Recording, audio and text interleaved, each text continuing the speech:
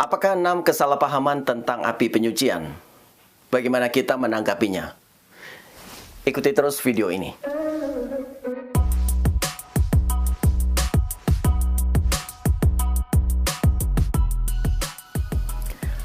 Hai, saya Stefanus T. Selamat datang di Katolisitas. Inilah 6 kesalahpahaman yang paling umum tentang api penyucian atau purgatorium. Kesalahan pertama. Ada sebagian orang menyebut purgatorium sebagai api pencucian. Padahal yang lebih tepat adalah api penyucian. Karena jiwa-jiwa di sana disucikan atau dimurnikan dan bukan dicuci, yang berkonotasi dibersihkan dengan air. Katekismus Gereja Katolik dalam bahasa Indonesia menggunakan istilah api penyucian, bukan api pencucian. Kesalahpahaman kedua. Api penyucian adalah tempat yang penuh api, sesuai dengan namanya. Gereja Katolik mengajarkan bahwa purgatorium adalah tempat di dalam tanda kutip atau kondisi di mana jiwa-jiwa dimurnikan.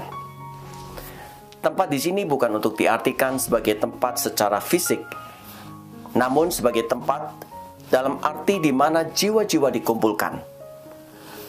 Pemurnian yang terjadi di purgatorium adalah pemurnian terhadap jiwa-jiwa dan bukan terhadap badan, sehingga tidak ada api fisik seperti yang kita kenal di dunia ini. Namun demikian, proses pemurnian terhadap jiwa-jiwa adalah proses yang melibatkan penderitaan yang memurnikan jiwa-jiwa tersebut dari segala bentuk ketidaksempurnaan kasih, sehingga mereka menjadi sungguh sempurna seturut gambar Allah. Kesalahpahaman ketiga adalah semua orang yang meninggal pasti langsung masuk purgatorium. Gereja Katolik mengajarkan bahwa umat beriman yang meninggal dunia dalam keadaan rahmat atau dalam persahabatan dengan Allah, serta sempurna dalam kasih, akan langsung masuk surga. Bagaimana dengan orang yang meninggal dalam kondisi rahmat, namun belum sempurna dalam kasih?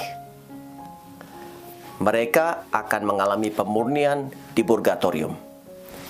Sedangkan orang yang meninggal dalam keadaan berdosa berat dan tidak bertobat sampai akhir hidupnya, ia akan memasukkan dirinya sendiri ke dalam neraka.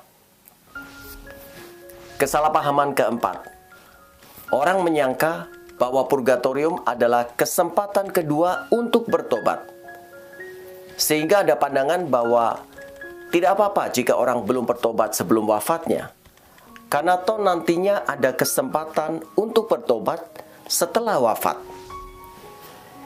Ini juga adalah pandangan yang salah. Gereja Katolik tidak mengajarkan bahwa purgatorium merupakan kesempatan kedua untuk bertobat sebelum seseorang masuk di dalam kerajaan surga. Sebab jika orang yang meninggal itu menolak Tuhan, berdosa berat, dan tidak bertobat sampai saat kematiannya, maka orang tersebut telah memilih sendiri tujuan akhirnya, yaitu neraka, yang berarti keterpisahan dengan Tuhan selamanya. Jadi tidaklah benar anggapan bahwa pertobatan masih dapat dilakukan di purgatorium. Gereja Katolik mengajarkan bahwa jiwa-jiwa di purgatorium justru adalah mereka yang sebelum wafat telah bertobat, atau disebut berada di dalam kondisi rahmat. Hanya saja mereka belum sempurna di dalam kasih, sehingga masih perlu dimurnikan. Sehingga baru setelah sempurna, mereka dibawa masuk ke dalam kerajaan surga. Kesalahpahaman kelima. Ada orang menyangka bahwa purgatorium adalah tempat semua jiwa menunggu sampai datangnya penghakiman terakhir di akhir zaman. Ini tidak benar, sebab kitab suci mengajarkan setiap orang akan diadili sesaat setelah meninggal dunia dan akan menerima upahnya yang sesuai segera setelah penghakiman itu. Allah yang mengajarkan bahwa upah pekerja tidak boleh ditunda dalam Imamat 19 ayat 13, pasti ia sendiri melakukannya. Sebab jika jiwa harus menunggu sampai akhir zaman baru dapat bersatu dengan Yesus, tentu Rasul Paulus tidak mengatakan demikian ketika hatinya seolah terbelah antara ingin segera mati untuk diam bersama-sama dengan Kristus atau untuk tetap tinggal di dunia ini untuk membangun jemaat. Gereja Katolik mengajarkan bahwa jika seorang beriman meninggal di dalam keadaan rahmat, maka keselamatannya sudah pasti akan diterimanya. Hanya saja, jika ia belum sepenuhnya suci, ia masih perlu disucikan di purgatorium. Lamanya proses penyucian ini tidak sama antara satu jiwa dengan jiwa yang lain. Kesalahpahaman keenam. Ada sejumlah orang mengira bahwa purgatorium adalah tempat ketiga yang kekal, seperti halnya surga dan neraka.